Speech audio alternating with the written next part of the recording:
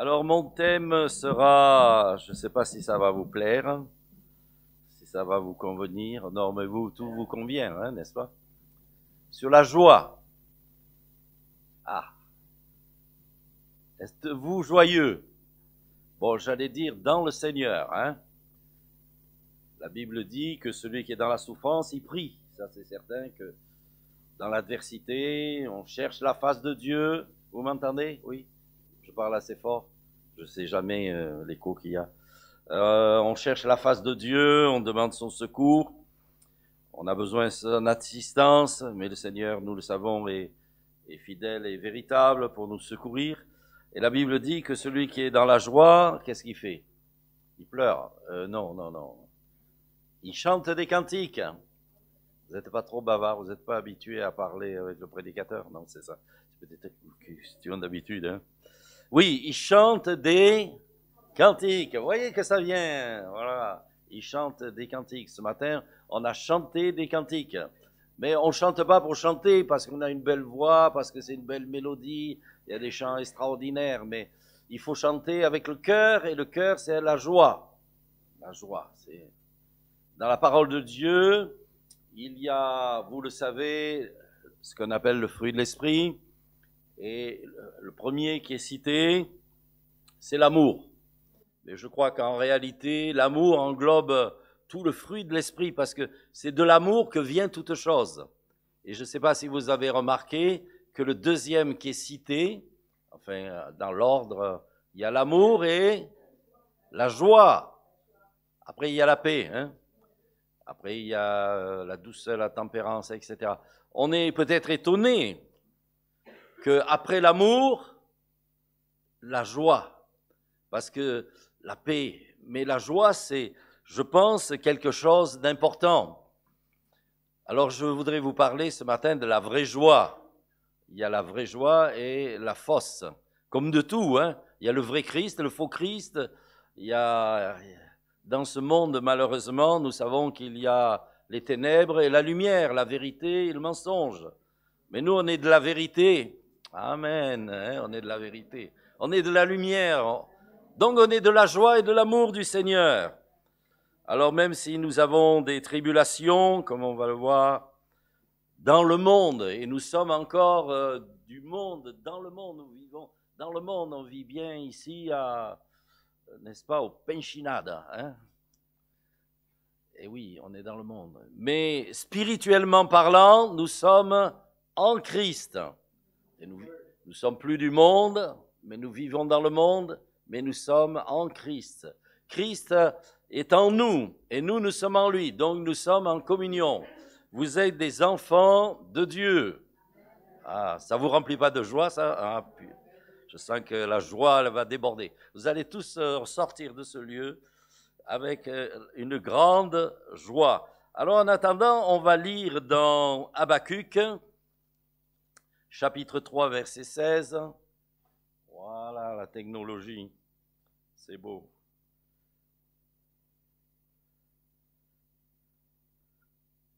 Habakkuk, chapitre 3, verset 16.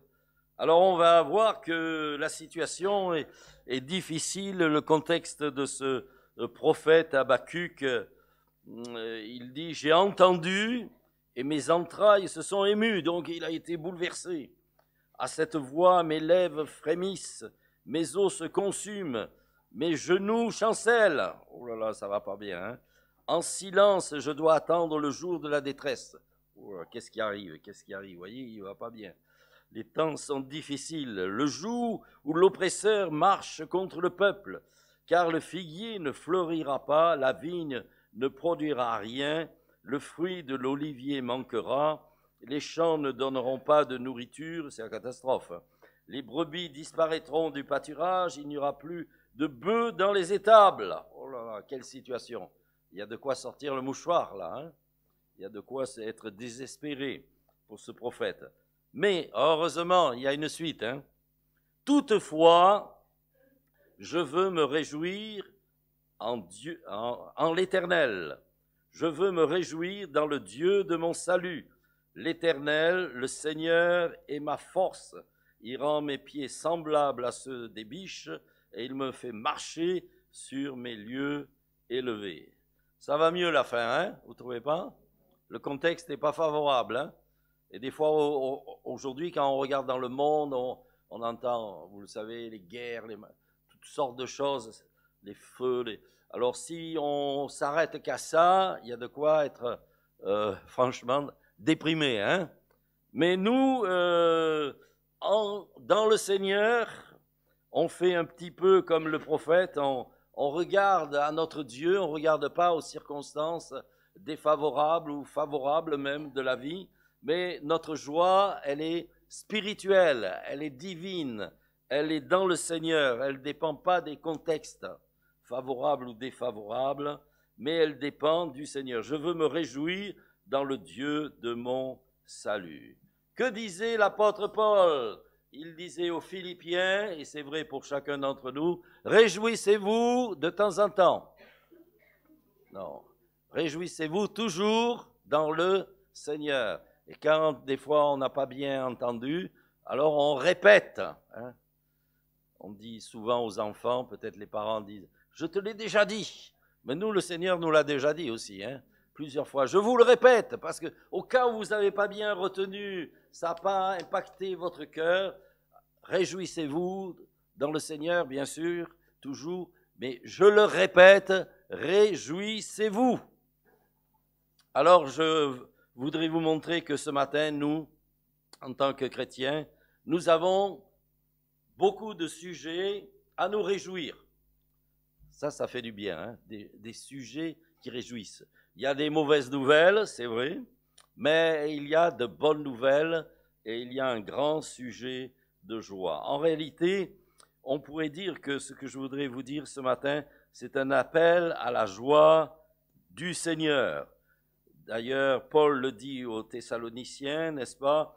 Il dit, soyez toujours joyeux. Il y a là un esprit de foi, de victoire, d'amour, de vie chrétienne. La vie chrétienne, ce n'est pas Paul a pleuré, il pleure parce qu'il y en a qui marchent mal en ennemi de la croix de Christ, il y en a qui se conduisent.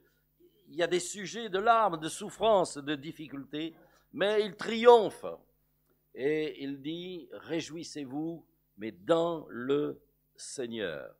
La vraie joie de notre Dieu. Pas la joie de ce monde. Vous savez, la joie de ce monde, elle est fragile, elle est éphémère, elle est superficielle. Même si demain on vous dit, voilà, je t'offre ça, tu as gagné. Vous pouvez d'un coup recevoir, je ne sais pas, un héritage d'un tonton d'Amérique. Vous n'avez pas quelqu'un en Amérique des fois qui a un petit héritage, même pas d'Amérique, même pas de France. Bon, alors vous n'aurez pas cette joie-là, mais même si on vous annonçait, voilà, tu vas hériter d'un palais, de tout. Sur le moment, vous êtes heureux, il y a des joies de la vie, des joies naturelles, vous avez un enfant, vous mariez, je ne sais pas, vous trouvez du travail, vous êtes guéri, vous êtes béni. Bon, il y a ces joies dites de la vie, des joies naturelles. Ça, c'est les joies du temps aussi présent. Vous vous souvenez de cet homme dans l'Évangile? C'était un homme qui avait déjà des moyens et il a fait des semailles, il a fait une grande récolte, il avait des greniers, il a dit mais qu'est-ce que je vais faire? J'ai une grande récolte. Alors il y a des gens, ils ont des problèmes parce qu'ils en ont trop. Peut-être pas vous, non? Non, c'est pas ça. Je plaisante un peu, hein. Mais lui, il avait des problèmes parce qu'il en avait trop, il ne savait plus quoi. Il a quand même trouvé la solution. Il a dit, j'abattrai mes greniers, je vais en construire de plus grands, et je dirai à mon âme, tu as de grands biens en réserve. Pour la retraite, pour les jours à venir, mange, bois, réjouis-toi. Et puis, une voix la nuit lui a dit, insensé. Il lui a pas dit, tu es un sage, insensé. Tout ce que tu as préparé, à quoi cela servira? On n'a rien apporté et on n'emportera rien. Hein? Ça, c'est sûr. Il croyait qu'il avait trouvé la belle vie, la réussite, qu'il était quelqu'un d'extraordinaire.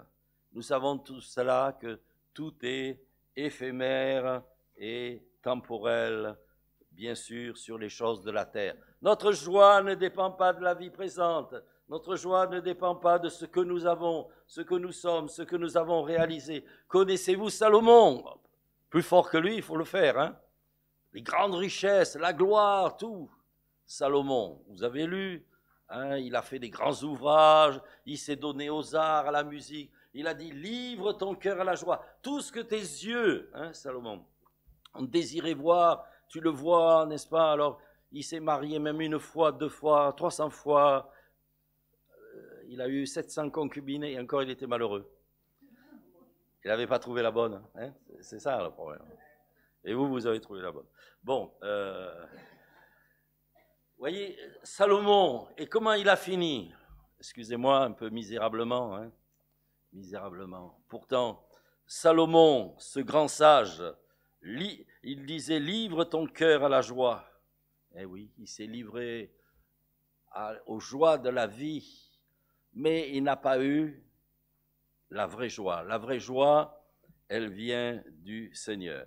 Alors ce matin, quand vous êtes des chrétiens joyeux maintenant, la première joie, qui est une joie que nous pouvons tous avoir et que j'espère nous avons tous ce matin, la première joie, c'est la joie d'être sauvé. Heureux celui qui a ses péchés pardonnés, n'est-ce pas? Dans Luc 10, 17, Luc 10, 17, ça c'est la grande joie. Les 70 revinrent avec joie, disant, Seigneur, les démons même nous sont soumis en ton nom. La suite, s'il vous plaît. Jésus dit, voyant Satan tomber du ciel comme un éclair, la suite. Voici, je vous ai donné le pouvoir de marcher sur les serpents, les scorpions, et sur toute la puissance de l'ennemi, rien ne pourra vous nuire. Vous vous rendez compte, ils avaient vraiment manifesté la puissance du Seigneur, et la suite. Hein. Cependant, ne vous réjouissez pas, pourtant, c'est quand même extraordinaire ce qui se passait, pas de ce que les esprits vous sont soumis, mais réjouissez-vous de ce que vos noms sont écrits dans le ciel, dans les cieux, dans le livre de vie. Je dis que chaque jour, nous devrions bénir le Seigneur et dire merci Seigneur, parce que par ton sang, par l'œuvre de la croix, par ton sacrifice, tu as inscrit mon nom dans le livre de vie. Votre nom y est. Le Seigneur, dans l'Apocalypse, il est dit, je ne l'effacerai pas. Parce que c'est vrai que marcher, être sauvé, c'est marcher, comme dit l'Écriture, c'est celui qui persévérera jusqu'au bout, qui sera sauvé. On est rentré dans le salut, on marche dans le salut, et on attend le jour du Seigneur pour la réalisation de ce salut. Donc, les croyants des Pinchinades, ils sont dans la joie parce qu'ils disent merci Seigneur ce matin. Il faut monter des actions de grâce. On l'a fait dans le culte. Bon, je suis là pour vous stimuler encore. Mais voyez que cette joie est grande. Des fois, il nous semble qu'on est là à dire « Ah, Seigneur, tu m'as délaissé, ou je ne sais pas, abandonné, ou tu n'as pas exaucé ma prière, ou mais qu'est-ce qui se passe en ce moment, et pourquoi il m'arrive ça ?» Ben, on est tous pareils, vous savez, on a tous la même vie, il nous arrive plein d'affaires, d'histoires, de physique, enfin, etc.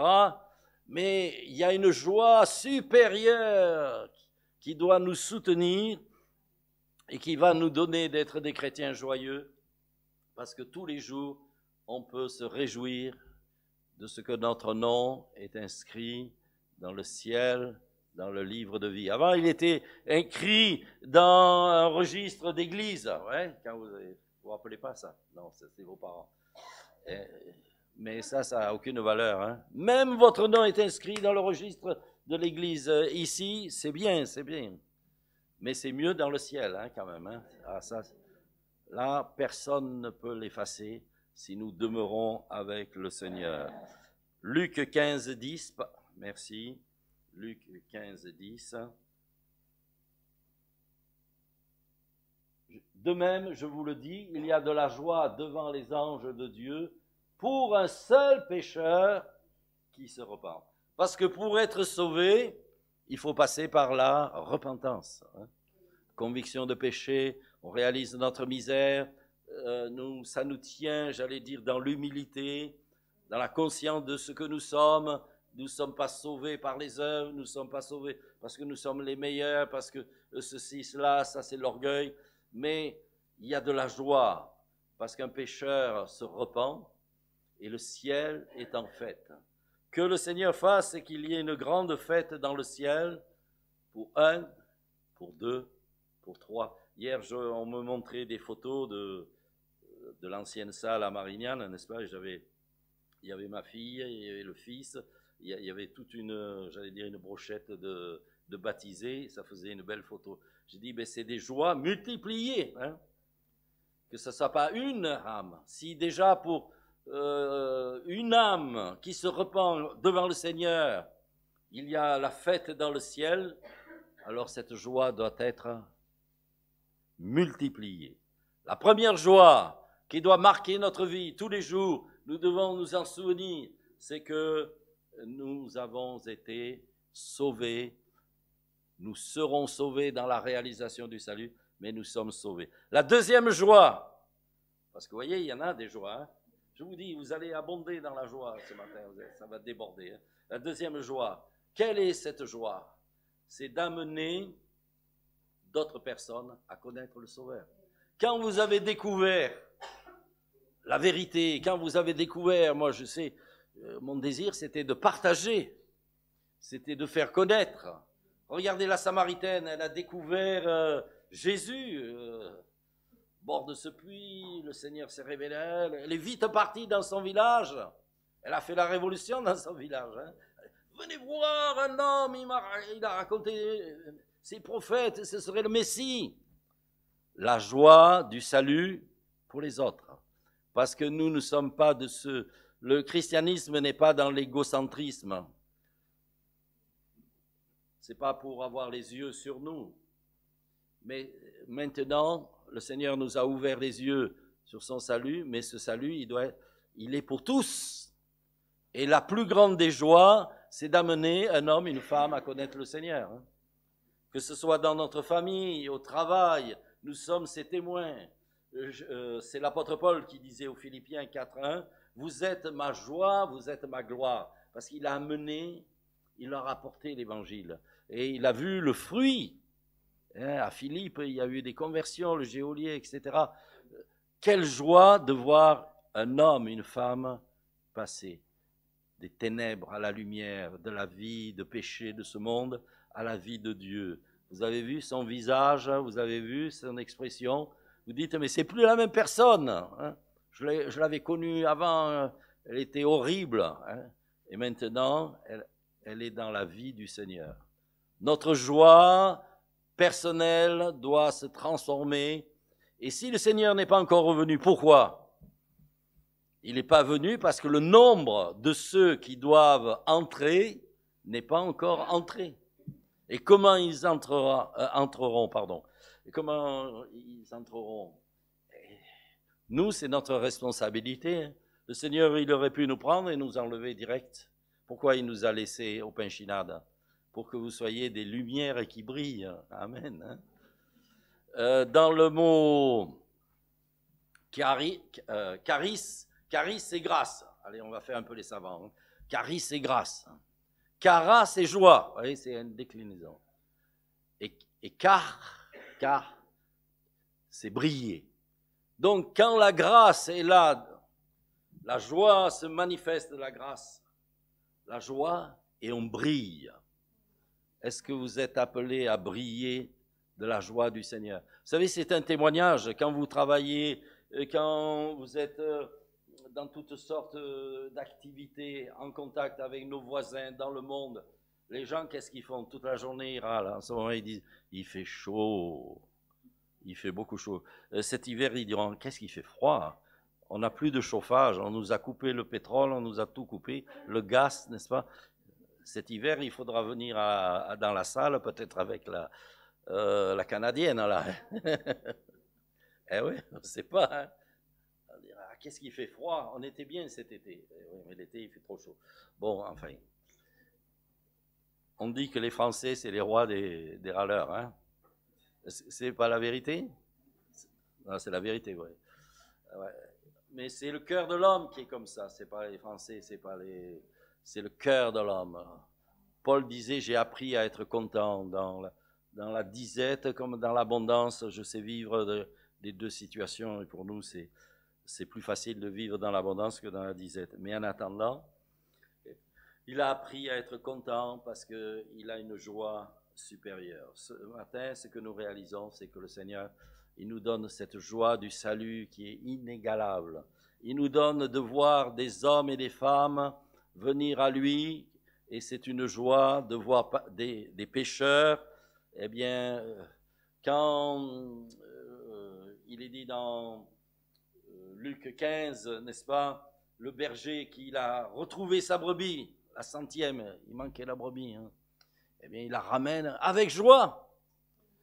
Quand la dame, elle a fait le ménage, elle ne faisait pas souvent le ménage, mais quand même, elle l'a fait, là. Et elle a fini par trouver la drague, hein, qui était sous le lit. Et elle a dit, j'ai retrouvé, réjouissez-vous. Quand le fils prodigue est revenu, réjouissez-vous. Moi, il y a beaucoup de fêtes. Il y a beaucoup de joie. D'ailleurs, le joie et ses déclinaisons dans le Nouveau Testament, savez-vous combien on retrouve de joie, de joyeux, les déclinaisons? 150 fois. La Bible vous rend joyeux. Hein? La parole de Dieu, elle est là pour nous exhorter dans le Seigneur. Troisième joie. Ah, parce que maintenant, si on est des témoins de Jésus autour de nous et on a la joie, c'est ce que dit le psaume 100, verset 1. Le psaume 100, verset 1. Servez, psaume 100, verset 1. Voilà. Servez le Seigneur, l'Éternel, notre Dieu, avec joie. Un service de joie, un service agréable, un service du cœur, un service volontaire. Quand on a appelé Simon de Cyrène, qui revenait des champs pour porter la croix de Jésus, la Bible dit on l'a forcé à porter la croix. Vous savez, s'il avait pu rentrer à la maison, il l'aurait fait. Hein? Et il n'était pas là avec joie. Il devait dire, mais pourquoi on m'a choisi, moi? Il était forcé. Nous, notre service dans la maison de Dieu, dans tout ce que le Seigneur nous demande, on doit le servir avec joie, volontairement, avec cœur. D'ailleurs, je vais vous dire, tout ce qu'on ne fait pas avec cœur, ça n'a aucune valeur. On perd notre récompense. Ceux qui recevront une récompense, c'est ceux qui font les choses avec joie, avec empressement, et ils le font pour le Seigneur. Ils ne le font pas pour le pasteur, ils ne le font pas pour l'église, ils ne font pas dire « Ah, c'est moi qui ai fait ça, hein. Alors, que tout le monde sache que c'est moi qui l'ai placé. Hein, ça, là. » Non. Servez le Seigneur avec joie. Mettre sa vie à la disposition. D'ailleurs, des fois, nous disons servir le Seigneur. Il faudrait plutôt penser que c'est le Seigneur qui veut bien, dans sa grâce, se servir de nous. Et se servir de nous, c'est une grâce qui nous fait d'être dignes de pouvoir le servir, un tel maître que lui, un tel roi, un tel Seigneur. Si on vous appelait peut-être dans ce monde à aller servir telle personnalité, vous iriez en tremblant, mais en courant, en disant, vous vous rendez compte, je suis allé servir le préfet, je suis allé servir... Nous, on sert le roi des rois, le Seigneur des seigneurs. Quatrième joie, c'est pas fini, la joie abonde. Ça, c'est pour tous les jours aussi. Hein. La joie de sa présence. Psaume 16, verset 11. Psaume 16, verset 11. Tu me feras connaître le sentier de la vie. Il y a d'abondantes joies devant ta face, des délices éternelles à ta droite. Frères et sœurs, ça nous montre qu'il faut nous approcher du Seigneur. Parce que devant sa face, dans sa présence, à ses pieds, il y a d'abondantes joies, pas des petites joies. la joie de sa présence, la joie de sa communion, la joie de savoir qu'il est là. Comme il nous a dit qu'il serait avec nous, présent par l'Esprit constamment, cette présence est une source de joie. Nous ne sommes pas seuls. Nous n'avons pas le droit de dire que nous sommes seuls. On n'a pas le droit de dire que le Seigneur nous a abandonnés. Ça, c'est offenser le Seigneur. C'est offenser son amour. Parce que c'est pas vrai. Il peut pas. Il peut pas se renier lui-même. Nous sommes infidèles peut-être. Mais lui, il ne peut pas se renier lui-même dans sa parole, dans ses promesses. Il a dit, je ne t'abandonnerai pas, je ne te délaisserai pas. Avec aide, tu peux dire le Seigneur est mon aide. Avec assurance, tu peux dire que le Seigneur est mon aide. Donc, il y a d'abondantes joies devant sa face. Psaume 34, verset 6, parce que vous n'avez pas l'air bien convaincu, alors je vais vous en donner encore un pour vous fortifier.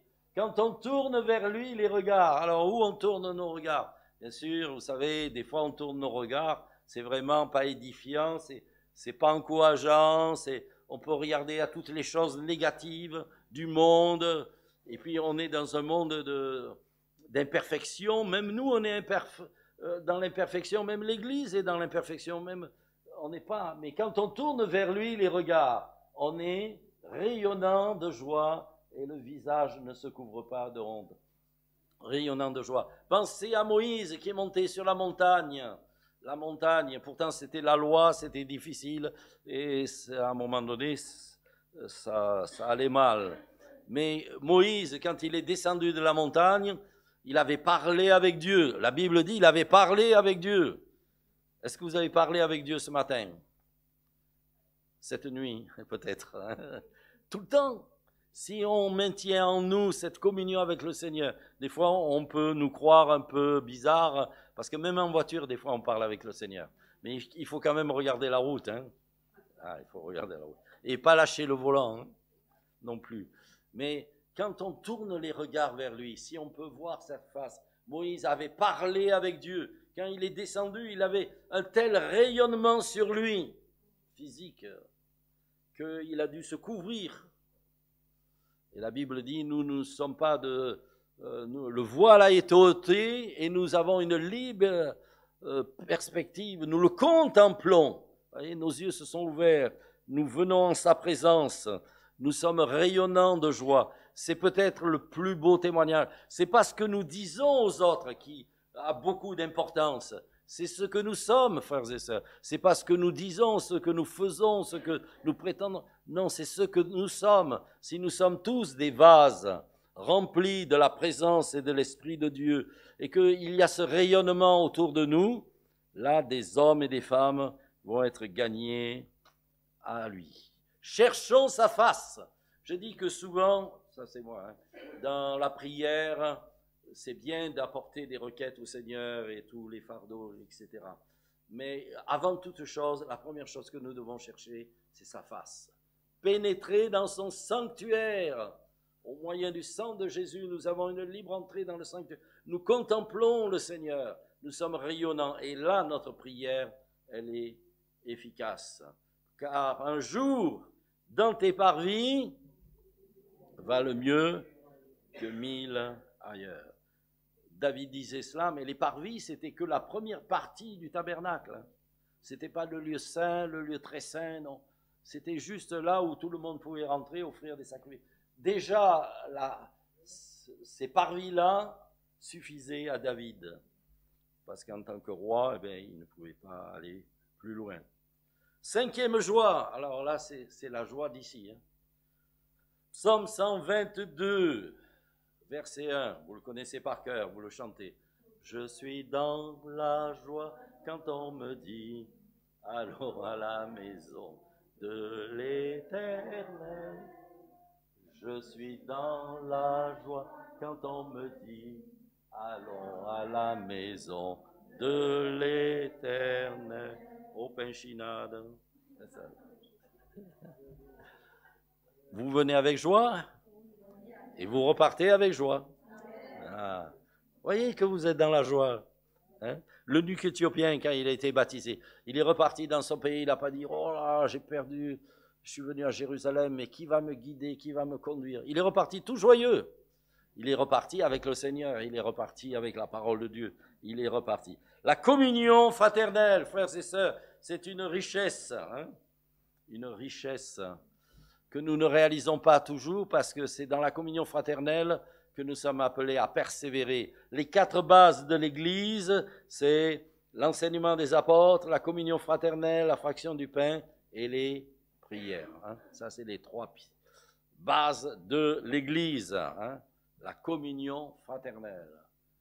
Parce que nous sommes frères et sœurs en Jésus-Christ. Il y a ces liens, il y a cette famille. Il y en a un que j'aime beaucoup, je ne vais pas vous le faire chanter, hein, parce que je ne suis pas venu pour prendre la place du frère.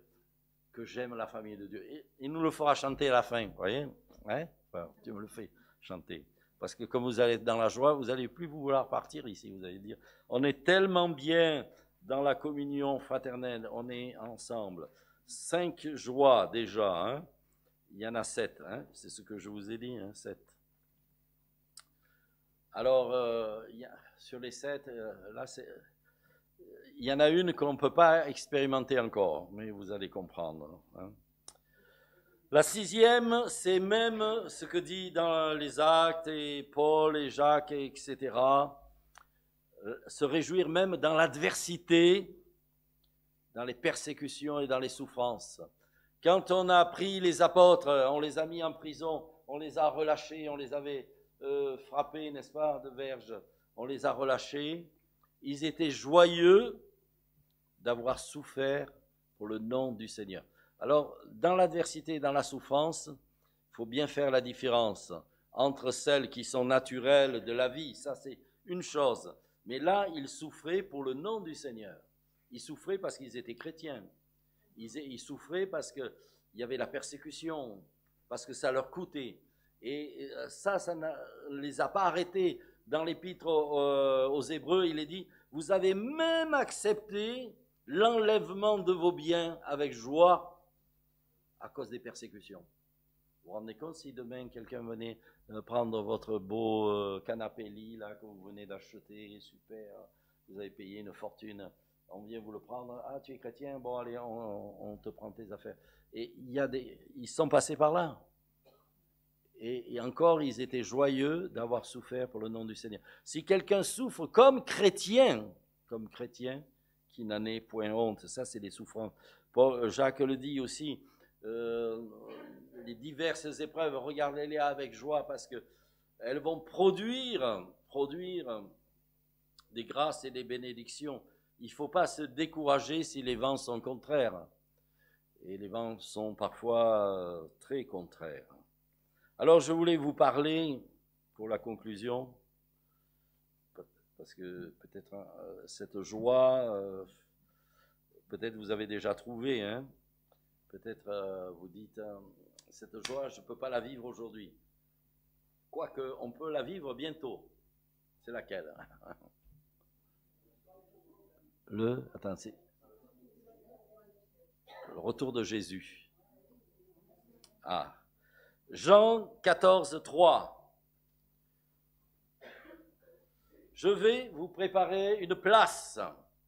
Et lorsque je m'en serai allé et que je vous aurai préparé une place, je reviendrai. Ça, c'est la promesse. Nous croyons la promesse, la parole du Seigneur. Ces paroles s'accompliront en leur temps. On n'est pas là pour faire des pronostics, des dates, des calendriers, comme parfois il y a...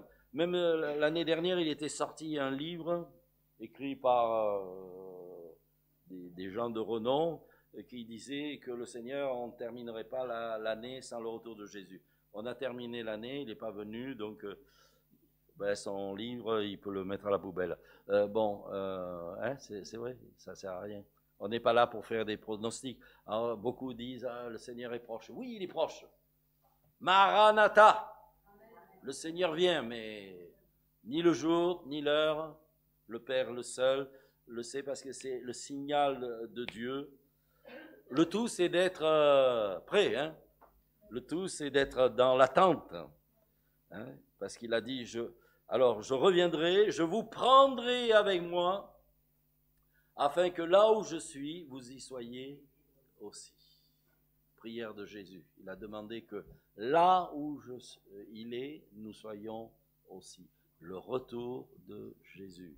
Nous pouvons expérimenter, et nous expérimentons la joie du salut, la joie d'amener des âmes au Seigneur, la joie de le servir avec zèle. Dans sa présence, il nous renouvelle nos forces. Dans la communion fraternelle, eh bien, nous pleurons avec ceux qui pleurent, mais nous réjouissons avec ceux qui se réjouissent. Il y a les liens qui nous unissent, puisque le Seigneur dit toujours, aimez-vous les uns et les autres. La joie, même dans l'adversité, même quand ça fait mal et le vent, la tempête souffle contre nous, et c'est vrai qu'il y a des moments difficiles, mais voyez, on dit bien souvent concernant les amis de Daniel, les amis de Daniel, ils sont allés, Daniel est allé dans la fosse aux lions, mais les amis de Daniel sont allés dans la fournaise, hein, chauffés 7 fois plus. Hein. Mais la Bible dit, voyez, il n'a pas épargné à ses amis de Daniel d'aller dans la fournaise, mais il les a gardés dans la fournaise. Parce que quand ils sont sortis, ils ne sentaient même pas l'eau aussi. Et ceux qui avaient jeté les trois, là, Shadrach, etc., eh bien, eux, ils ont été grillés avant en jetant les... Eh oui. Comme quoi, hein, le Seigneur, parfois, il faut passer par l'adversité, la fournaise, comme Job est passé par l'adversité, et d'autres encore, Joseph par les injustices, et d'autres, mais il est avec nous. 2 fois, il est dit que concernant Joseph, Dieu était avec Joseph. Je ne sais pas si vous avez fait attention. Toute l'histoire de Joseph, vous lisez, Dieu était avec Joseph. On aurait pu dire, mais si Dieu est avec Joseph, pourquoi il permet ça? Qu'il aille 2 ans en prison, qu'il soit accusé injustement? Parce que ça contribuait à travailler le cœur de Joseph pour sa sanctification, afin que le jour où il serait prêt, il soit monté sur le trône d'Égypte, à sa place, et qu'il puisse accueillir ses frères comme il les a accueillis. Moi, je ne sais pas si je les aurais accueillis comme ça, mes frères. Hein. Ah, mes petits, le vent a tourné. On va régler les comptes maintenant. Hein. Eh oui. Bon, revenons à nos moutons. Hein. Je vous prépare une place, je m'en vais, je reviendrai, je vous prendrai là où je suis, même dans l'adversité. Et Jean 16, 22. Quand Jésus a parlé de son départ, ils étaient dans la tristesse, et c'est vrai. Hein. Mais, il dit, vous êtes triste, je m'en vais, mais c'est bien pour vous que je m'en aille, parce que je vais vous envoyer le consolateur, mais je vous reverrai, et votre cœur se réjouira, et nul ne ravira votre joie. Puisqu'il est dit dans Hébreu que Christ apparaîtra une seconde fois sans péché à ceux qui l'attendent pour leur salut. Philippiens dit qui transformera le corps de notre humiliation à un corps de gloire. Vous savez qu'aujourd'hui, ce corps, c'est un corps d'humiliation. Hein. Je ne sais pas pour vous, hein, mais des fois, il est un peu humiliant. Mais nous avons une espérance d'un corps de gloire en attendant la rédemption. Puisque Thessaloniciens nous le dit, eh bien que nous serons, 1 Thessaloniciens 4, 17, nous les vivants qui serons restés, nous serons tous ensemble enlevés avec eux sur des nuées à la rencontre du Seigneur dans les airs, et nous serons pour toujours avec le Seigneur. Donc nous attendons un grand rassemblement, une transfiguration, une métamorphose d'être à l'image du Seigneur. Et là, c'est la vraie joie, mais ça, c'est une joie véritable, éternelle. Vous me reverrez et votre cœur se réjouira. Ça, c'est une joie que nous attendons, que nous n'avons pas encore. Mais là, nous avons besoin de patience et de persévérance afin que nous ayons part à l'enlèvement aux noces de l'agneau. Et les noces de l'agneau, c'est une grande réjouissance. Réjouissez-vous, vous qui êtes participants des noces de l'agneau. Le meilleur, il est devant nous. Le Seigneur prépare son Église, il nous prépare les uns et les autres. Encore une petite note que je ne voudrais pas oublier. Un jour, David, ce grand homme de Dieu, oui, eh bien, comme il était pécheur et faillible, il a fait ce qu'il ne fallait pas faire, il a commis des choses qu'il ne fallait pas commettre, vous le savez. Et il y a une chose qui peut nous faire perdre la joie, c'est le péché. Quand on vit dans le péché, c'est une fausse joie. C'est une joie qui, sur le moment, est peut-être belle, mais amère par la suite. Et c'est ce qui s'est passé pour David. Et il dit dans le psaume 151, « Rends-moi la joie de ton salut. » Le péché l'avait éloigné. Le diable voudrait nous voler cette joie aussi, mais le péché nous vole la joie. Rends-moi la joie de ton salut, qu'un esprit de bonne volonté me soutienne, car tu es mon Seigneur. Et pour finir, n'oubliez pas que Jésus a dit, quand il parle à ses disciples, je vous ai dit ces choses, etc., que ma joie, la joie de Jésus soit en vous. C'est ça qui est le meilleur. La joie de Jésus en vous. Que ce matin, la joie de Jésus soit en nous et qu'elle demeure en nous et qu'elle demeure jusqu'à la plénitude de la joie, même si parfois nous sommes attristés par toutes sortes de situations, de tribulations, d'adversités, comme je disais, par lesquelles nous passons, mais que la joie du Seigneur demeure, que la joie du Seigneur demeure dans notre cœur, dans notre vie, tous les jours nous accompagne, parce que je dirais encore que Néhémie, du temps de Néhémie, ils ont dit à ces travailleurs, à ces lutteurs, ces combattants, ils ont dit, la joie du Seigneur, elle sera votre force. Amen. Eh bien, qu'elle demeure notre force. Amen. Merci Seigneur pour ces moments. Merci de nous rappeler ta parole qui est la vérité, ta parole qui est notre source et notre espérance de notre foi, de notre amour pour toi, Seigneur. Que ces choses soient en abondance et que nous puissions les garder, les serrer sur notre cœur, qu'elles portent du fruit, Seigneur. Tu as dit que ta joie serait en nous et elle est en nous. Merci, tu nous l'as donnée. Tu ne veux pas la ravir, tu ne veux pas la ôter, mais tu veux que cette joie soit pleine, totale, parfaite, et qu'elle porte du fruit, qu'elle nous accompagne les uns les autres et qu'elle nous donne de vivre d'une manière agréable à notre Dieu, parce que tu es notre joie, tu es notre paix, tu es notre tout, tu es notre bien. À toi la gloire. Amen.